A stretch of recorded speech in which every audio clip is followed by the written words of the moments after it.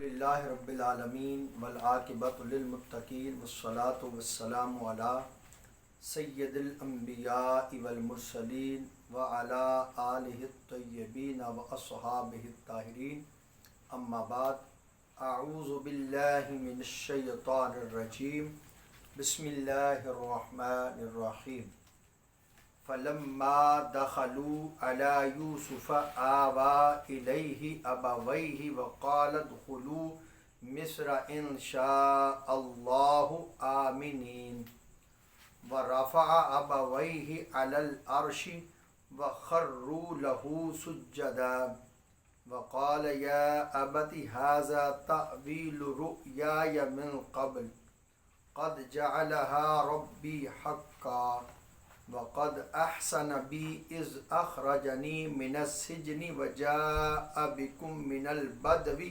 من بعد ان نزغ الشیطان بینی وبین اخوتی ان ربی لطیف لما یشاء انه هو العلیم الحکیم صدق اللہ العظیم۔ اللہم صلی علی سیدنا و مولانا محمد وعلی آل سیدنا و مولانا محمد وبارک وسلم وصلی علیہ۔ تفسیر نور القرآن سورہ یوسف آیت نمبر 99 آیت نمبر 100 ہمارے آج کے درس شریف کا موضوع ہے۔ سب سے پہلے قرآنی الفاظ کا ترجمہ اور پھر ان الفاظ کے تحت حضور فرید العصر قبلہ بابا جی پیر ابو النصر منظور احمد شاہ صاحب رحمہ اللہ تعالی آپ نے ان آیات کے تحت جو بیان فرمایا اس کو پڑھنے کی سعادت حاصل کریں گے۔ اعوذ باللہ من الشیطان الرجیم بسم اللہ الرحمن الرحیم۔ فلما دخلوا على يوسف آوى إليه أبويه وقال ادخلوا مصر إن شاء الله آمنين۔ پھر جب وہ یوسف کے سامنے ہوئے آپ نے جگہ دی اپنے والدین کو اپنے پاس اور فرمایا مصر میں داخل ہو جاؤ، اللہ نے چاہا تو آپ اس میں رہیں گے۔ وَرَفَعَ أَبَوَيْهِ عَلَى الْعَرْشِ وَخَرُّوا لَهُ سُجَّدًا وَقَالَ يَا أَبَتِ هَذَا تَأْوِيلُ رُؤْيَايَ مِنْ قَبْلُ قَدْ جَعَلَهَا رَبِّي حَقًّا وَقَدْ أَحْسَنَ بِي إِذْ أَخْرَجَنِي مِنَ السِّجْنِ وَجَاءَ بِكُم مِّنَ الْبَدْوِ مِن بَعْدِ أَن نَزَغَ الشَّيْطَانُ بَيْنِي وَبَيْنَ إِخْوَتِي ان ربی لطیف لما یشاء انہ هو العلیم الحکیم۔ اور آپ نے اپنے والدین کو تخت پر بٹھایا اور وہ بیٹے اس کے لیے سجدے میں گر گئے، اور یوسف نے کہا اے والد گرامی، یہ تعبیر ہے میرے اس خواب کی جو میں نے عرصہ پہلے دیکھا تھا، میرے اللہ نے اسے سچا کر دکھایا اور اس نے مجھ پر بڑا کرم کیا جب مجھے قید سے نکالا اور آپ کو صحرا سے لے آیا، اس کے بعد کہ شیطان نے میرے اور میرے ان بھائیوں کے درمیان اختلاف پیدا کر دیا تھا۔ بے شک میرا رب لطف و کرم فرمانے والا ہے، جس کے لیے چاہتا ہے بے شک وہی سب کچھ جاننے والا اور حکمت والا ہے۔ حضور فرید العصر رحمۃ اللہ علیہ ان آیات کے تحت اپنی تفسیر نور القرآن شریف میں کچھ یوں ارشاد فرماتے ہیں۔ پچھلی آیہ مبارکہ میں بھائیوں کی معذرت کا ذکر تھا۔ اس آیت کریمہ میں عملی طور پر سر جھکا کر سجدہ کر کے دلی اقرار کا اظہار ہے۔ پچھلی آیہ مبارکہ میں یوسف علیہ السلام کا ارشاد تھا کہ جاؤ اپنے اہل و عیال اور خاندان کو بھی لے آؤ اور امن سے رہو۔ اس آیہ پاک میں اہل و عیال کی آمد کا ذکر ہے۔ خاندان کے مصر آنے سے پہلے سیدنا یوسف علیہ السلام اپنے والدین اور بھائیوں کے اعزاز کے لیے باہر استقبال کے لیے آ گئے۔ نہایت شاندار انداز تھا۔ 4000 فوجی سلامی کے لیے تھے۔ یعقوب علیہ السلام جب اپنے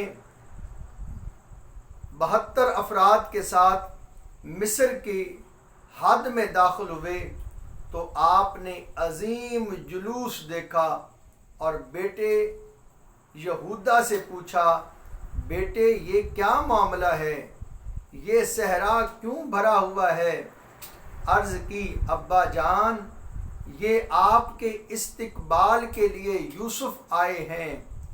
فوج و لشکر ساتھ ہے، خوشی کا اظہار ہے۔ جبریل حاضر ہوئے اور کہا، اے اللہ کے نبی یعقوب، آپ اس زمینی لشکر کو دیکھ کر حیران ہو رہے ہیں؟ آسمانی فضا بھی فرشتوں سے بھری ہوئی ہے۔ یہ نظارہ کر رہی ہے جیسے فرشتے آپ کے غم میں آپ کے ساتھ روتے تھے، خوشی میں بھی آج شامل ہیں۔ سیدنا یوسف علیہ السلام سب سے پہلے گھوڑے سے اترے اور والد گرامی کو سلام کیا۔ دونوں باپ بیٹا بغل گیر ہوئے، خوشی کے آنسو تھے۔ والد گرامی نے یوسف علیہ السلام کے لیے دعا کی اور قافلہ کو شاندار خیموں میں ٹھہرایا گیا، مگر یوسف علیہ السلام نے اپنے والد گرامی اور سوتیلی والدہ خالہ لیا کو اپنے تخت پر اپنے قریب بٹھا لیا۔ جیسے عربی میں اب کا لفظ چچا پر بھی استعمال ہوتا ہے، ایسے ہی یہاں پر آبا و تثنیہ میں یہ لفظ والدہ پر بھی استعمال ہوا ہے۔ 1-2 دن یہیں قیام رہا۔ اب یوسف علیہ السلام عرض کرتے ہیں، ابا جان آپ ساری زندگی گزارنے کے لیے مصر تشریف لے جائیے۔ یہاں شہر میں پہنچے تو یہاں نبی یوسف علیہ السلام نے انہیں اپنے قیمتی تخت پر بٹھایا۔ بھائیوں نے یہاں کا منظر دیکھا تو سب کھڑے کھڑے سجدہ میں گر گئے۔ یہ سجدہ شکر تھا یا نیاز مندی تھا؟ اس منظر کو سیدنا یوسف علیہ السلام نے دیکھ کر کہا، ابا جان یہ ہے میرے اس خواب کی تعبیر جسے میں نے 40 سال پہلے دیکھا تھا۔ میرے اللہ نے اتنے عرصہ کے بعد میری خواب کو سچا کر دکھایا۔ سیدنا یوسف علیہ السلام فرماتے ہیں، بھائیوں، رشتہ داروں، درباریوں، میرے اللہ نے مجھ پر بڑے احسان فرمائے ہیں۔ مجھے قید سے نکالا، تمہیں غربت، فقر و مصیبت سے نکالا، گاؤں سے یہاں لایا۔ شیطان نے میرے اور میرے بھائیوں کے درمیان ناچاکی ڈال دی تھی۔ ملاقات کی کوئی صورت نہ تھی۔ بے شک میرا رب مہربان ہے، لطیف ہے، حکمت والا ہے۔ ایت مبارکہ میں والدین اور بھائیوں کے سجدہ میں گرنے کا ذکر ہے۔ یہ سجدہ کیسا تھا؟ اس سے مراد یا تو صرف جھکنا ہے اور اظہار تعظیم کے لیے ہے، یا اس سے مراد زمین پر پیشانی رکھنا ہے، یا یہ معنی ہے کہ یہ سجدہ تو اللہ کے لیے تھا اور یوسف بحیثیت قبلہ کے تھے۔ یہ بات واضح رہے، یہ سجدہ عبادت کا نہیں بلکہ سجدہ تعظیمی تھا، جو پہلی شریعتوں میں جائز تھا۔ حضور صلی اللہ علیہ وسلم کی تشریف آوری پر اللہ تعالیٰ نے اپنے سوا کسی اور کو سجدہ کرنے کی ممانعت کر دی۔ آیت مبارکہ کے آخر میں فرمایا گیا، وہ علم والا ہے، حکمت والا ہے، اگر وہ چاہتا تو یوسف علیہ السلام کو آنے واحد میں اس مقام پر پہنچا دیتا۔ اس کے کرم سے بعید نہ تھا، مگر اس کی حکمت کے تقاضے کچھ اور تھے۔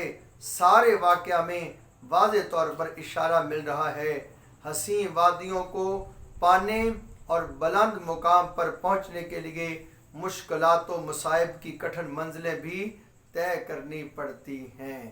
دعا ہے اللہ رب العزت نور قرآن سے ہمیں اپنے سینوں کو منور کرنے کی توفیق عطا فرمائے۔ وصلی اللہ تعالی علی حبیبہ سیدنا محمد وعلی آلہ واصحابہ بعدد خلقہ وبارک وسلم۔